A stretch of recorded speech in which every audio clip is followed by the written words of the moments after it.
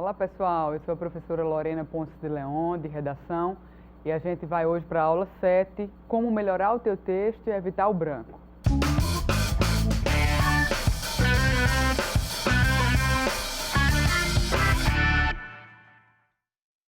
Vamos dialogar hoje sobre mecanismos, que podem tornar o teu texto muito mais coeso, coerente e melhor de ser lido pelo corretor.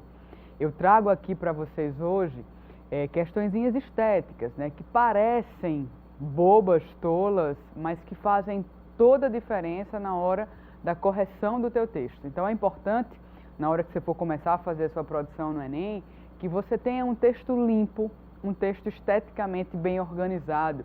E por incrível que pareça, a quantidade de linhas do teu texto, toda essa questão estética do teu texto, rascunho, rasura, tudo isso é super importante que você tenha sob controle, para que o teu texto chegue nas mãos, chegue às mãos do corretor da maneira mais clara, mais objetiva e mais concisa possível, certo? Então vem comigo que a gente vai aprofundar aqui alguns conceitos e técnicas. Olha só, a primeira coisa que eu gostaria de destacar é com relação à letra. Pessoal, a primeira coisa que eu gostaria que vocês soubessem: vocês não têm a obrigação de escrever bonito. A letra não precisa ser bonita. Todavia, a letra precisa ser legível. Então, se o corretor não consegue identificar aqueles hieróglifos de repente que você escreve lá, de tão garrancheira que é a sua letra, é ideal que você use a letra de forma. Ah, professora, mas escrever com letra de forma pode? Pode. Vem cá comigo que eu vou te explicar como é que pode. Olha só, pode, e você precisa fazer a distinção entre as maiúsculas. Vamos imaginar que você está escrevendo algo como: a ditadura militar é um fato histórico. Portanto, no teu texto deve ser grafada a palavra com a letra maiúscula, tá? Então, você precisa fazer a distinção. Olha só, eu escrevi aqui com letra de forma, mas eu fiz a diferenciação entre o D maiúsculo, o A maiúsculo e o restante das letras, tá? Militar, olha só, eu faço um M um pouco maior, para que o corretor entenda que você sabe fazer a distinção entre maiúsculas e minúsculas. E aí você tem aí um texto, certo? Escrito em caixa alta, ou então em letra de forma, certo?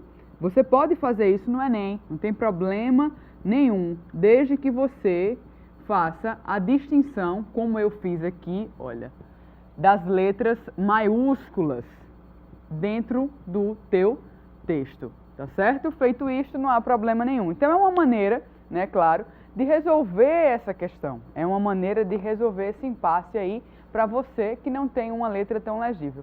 Eu mesma confesso que não tenho uma letra tão legível. Portanto, para o quadro, eu adotei a letra de forma, mas quando eu escrevo naturalmente, eu utilizo a letra cursiva normal, tá? Então vem comigo que a gente vai entender um pouco mais sobre isso e por que faz tanta diferença. Olha só, para qualquer tipo de trabalho escrito, acompanha na tua tela. A apresentação é um dos aspectos mais importantes, tá? Então, a redação limpa, sem borrões e legível, será bem recebida pelo professor e isso influirá, indubitavelmente, sem dúvidas, na avaliação final do seu trabalho, que foi o que eu acabei de lhe falar, Então, lembre-se, na avaliação existe muito de subjetividade. Então, é importante que você entenda uma coisa.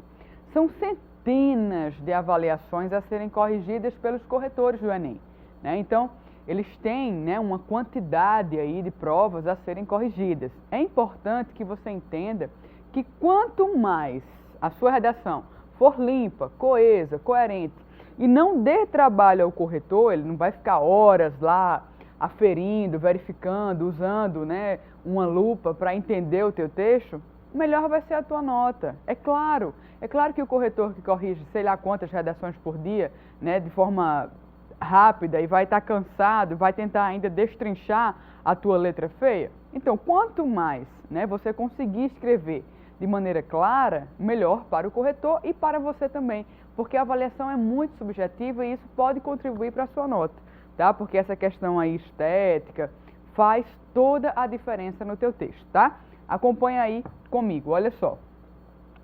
Procure colocar-se no lugar do professor que, tendo de corrigir dezenas ou centenas de redações de um tempo determinado, ainda se vê obrigado a decifrar hieróglifos, que foi o que eu falei anteriormente, né? Os garranchos em forma de letras podem levar a nota 0, mesmo porque no Enem, tá?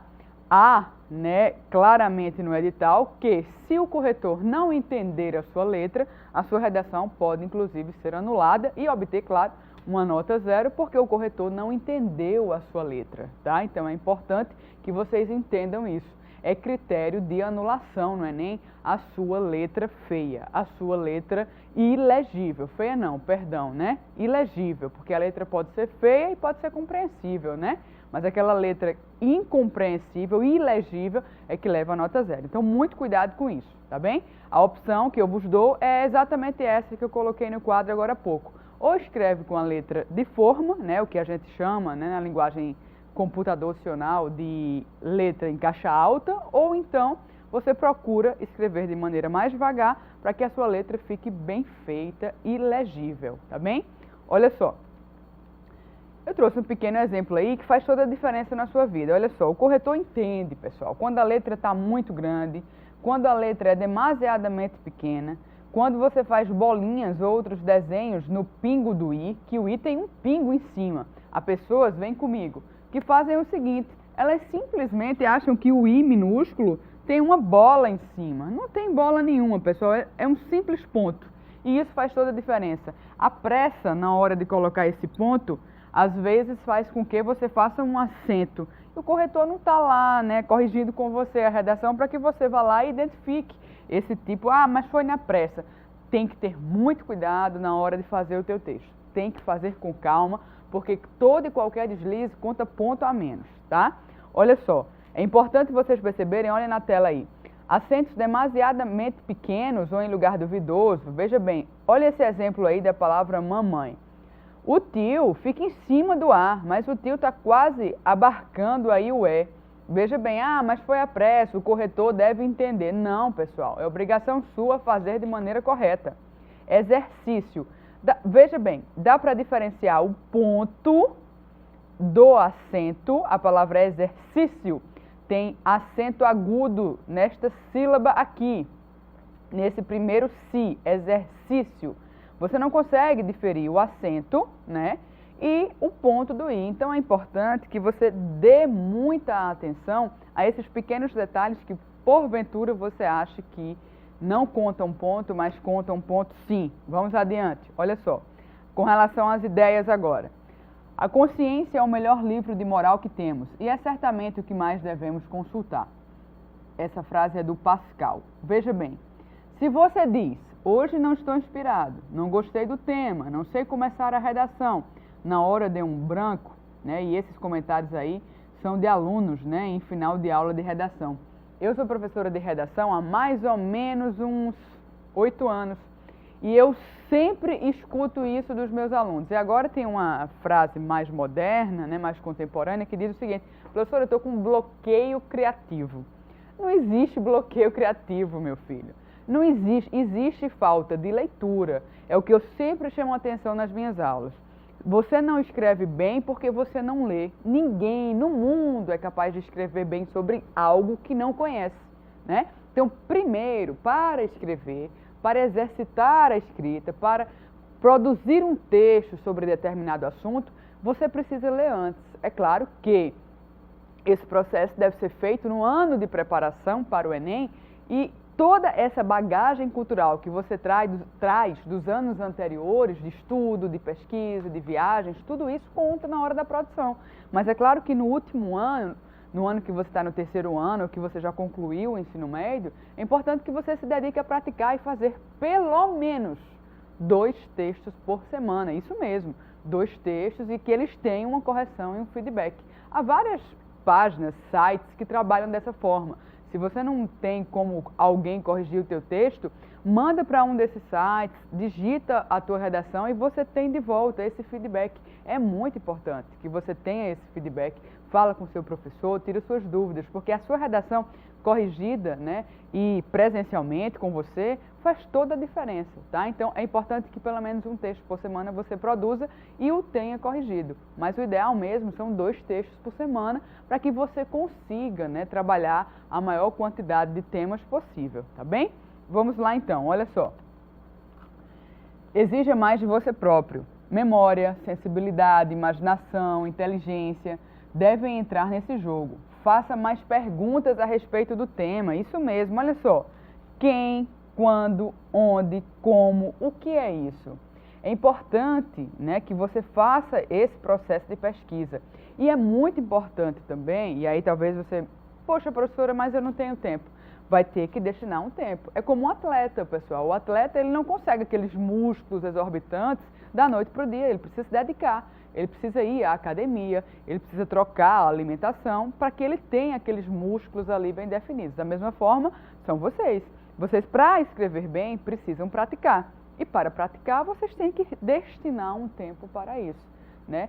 Esse momento prévio, né, até o Enem, é muito importante que vocês saiam lendo até rótulo de shampoo, bula de remédio, se possível for, tá? Então, é muito importante que vocês comecem com esse exercício de leitura, mas o mais legal e o mais interessante é que vocês comecem a ler os temas atuais, né?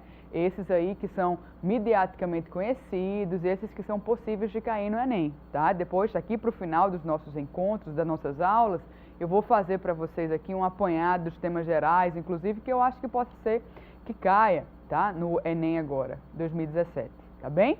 Vem comigo para a gente aprofundar um pouco mais sobre isso, olha só. Acompanhe na sua tela, lembre-se.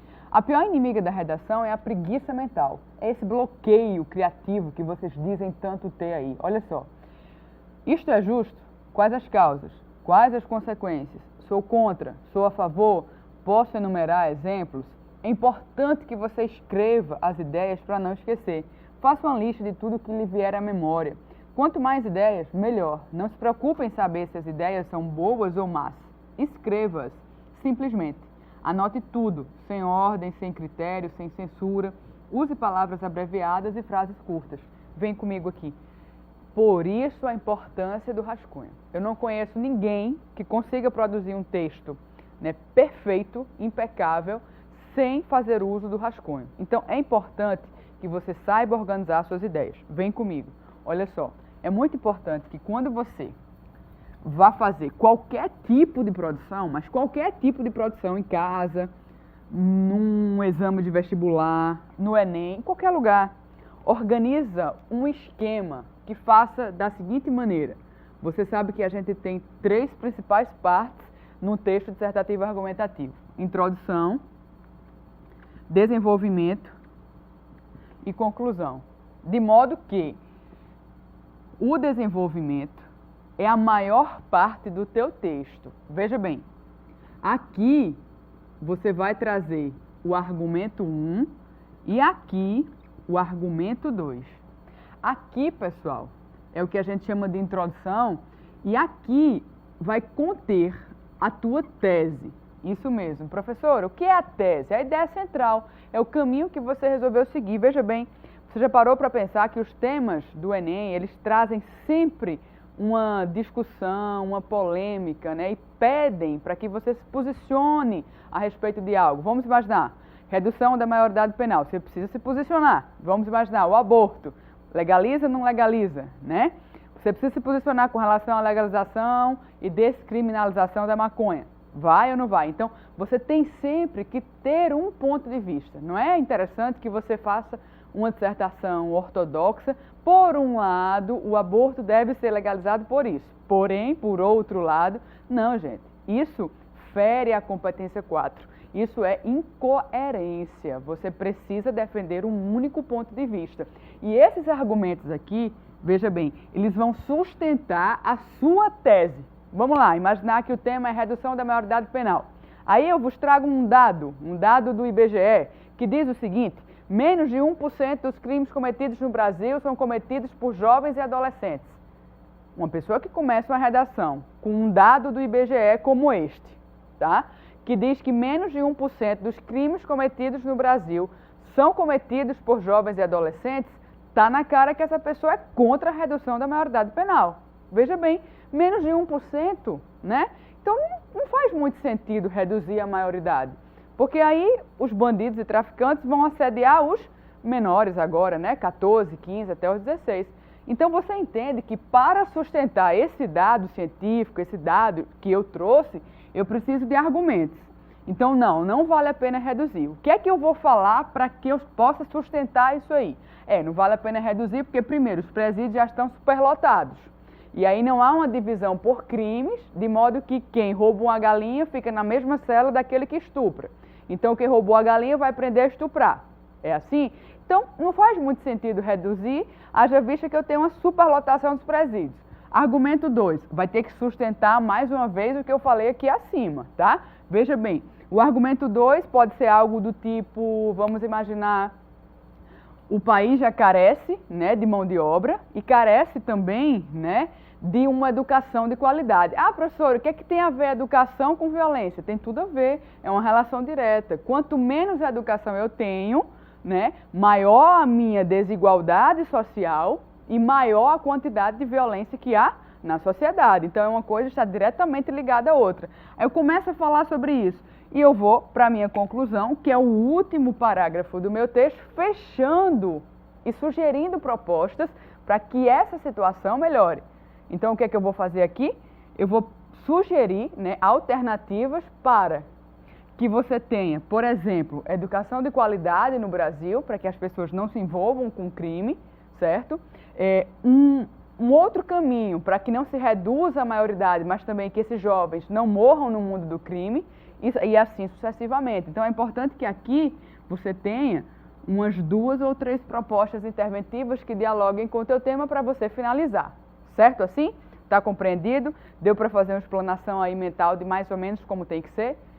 Eu usei o tema da redução da maioridade. Eu trouxe argumentos aí para que você subsidie o teu texto. Pode ser com qualquer tema, tá bom? Vamos lá voltar agora a esse conteúdo mais geral. Olha só.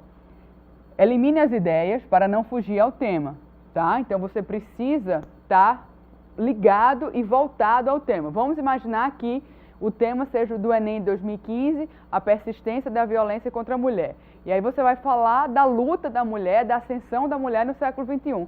Você está falando de mulher, mas você não está falando da persistência da violência contra a mulher.